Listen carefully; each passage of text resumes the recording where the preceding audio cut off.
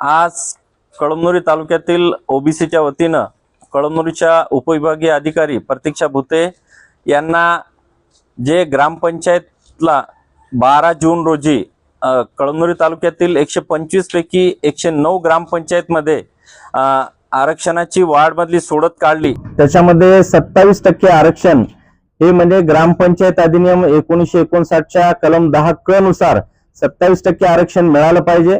तसंच जे काही राज्य निवडणूक आयोगानं 27 मे 2026 रोजी जो GR काढलेला आहे, जो आदेश दिलेला आहे, त्याच्यामध्ये पण जी तरतूद क्रमांक 6 आहे त्याच्यामध्ये नागरिकाचा मागास प्रवर्ग यांना 27% आरक्षण ठेवायला पाहिजे अशी तरतूद आहे।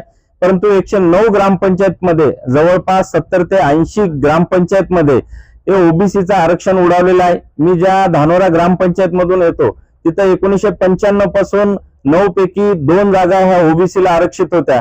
माझी स्वतःची मिसेस त्या ठिकाणी मागच्या 5 वर्षापासून ओबीसी सरपंच आहे ओबीसी च्या आरक्षणामधून, परंतु त्या ठिकाणी दोन्ही आरक्षण जे आहेत ओबीसीचे ते कमी केले गेले आणि 0 म्हणजे जवळपास 80 ते 90 ग्रामपंचायत मध्ये आज ओबीसीचे जे काही आरक्षण आहे तर ते 0 केलं गेलेलं आहे। म्हणजे जे शासनानं मंडल आयोग लागू केला 1995 पासून तर आतापर्यंत 2025 पर्यंत हे ओबीसीना 27% ग्रामपंचायत मध्ये आरक्षण होतं आणि आताच का काढलं गेलं याच्या पाठीमागे मोठं षडयंत्र आहे। ते ओबीसीना जे काही राजकीय प्रतिनिधित्व मिळते, आमच्या ओबीसीचे जे काही या ठिकाणचा मग माळी समाज असेल, साळी असतील, कोळी असतील, धनगर असतील, हटकर असतील, वंजारी असतील, का मग या ठिकाणचा आमचा कोळी बांधव असेल, लोहार असतील, सुतार असतील, हे आता कुठंतरी ओबीसी आरक्षणाच्या माध्यमातून ग्रामपंचायतचे सदस्य व्हायला, कोणी सरपंच व्हायला, कोणी उपसरपंच व्हायला आणि हे प्रस्थापित जे काही राजकीय पक्ष आहेत आणि इथली सत्ता आहे त्यांना हे नको आहे।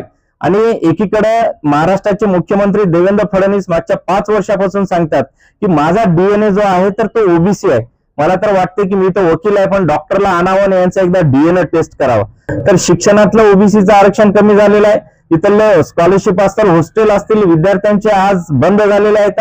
नोकऱ्यामधलं जे काही आमचं ओबीसीचं आरक्षण आहे ते संपलेलं आहे आणि कुठेतरी स्थानिक स्वराज्य संस्था जे जिल्हा परिषद आणि पंचायत समिती आणि ग्रामपंचायत मध्ये ओबीसीला आरक्षण होतं ते सुद्धा आता या ठिकाणी 2026 मध्ये संपलेलं आहे। आणि या ठिकाणी आम्ही प्रतीक्षा भुते मॅडम यांना विनंती केलेली आहे की आमच्या जे काही निवेदन आहे ते महाराष्ट्र निवडणूक आयोग आणि महाराष्ट्र शासनाला कळवावं, अन्यथा आज आम्ही फक्त निवेदन दिलेलं आहे पण यानंतर या 109 ग्रामपंचायत नाही तर 125 ग्रामपंचायतले सगळे ओबीसी बांधव रस्त्यावर उतरतील। आम्ही या ठिकाणी मोर्चे करू, जेलभरो आंदोलन करू, रास्ता रोको करू, पण आमचं जे काय ओबीसीचं आरक्षण आहे ते आम्ही आमचा हक्क जाऊ देणार नाही आणि त्यासाठी आमच्या शेवटच्या श्वासापर्यंत आम्ही ओबीसीच्या आरक्षणासाठी लढणार म्हणजे लढणार।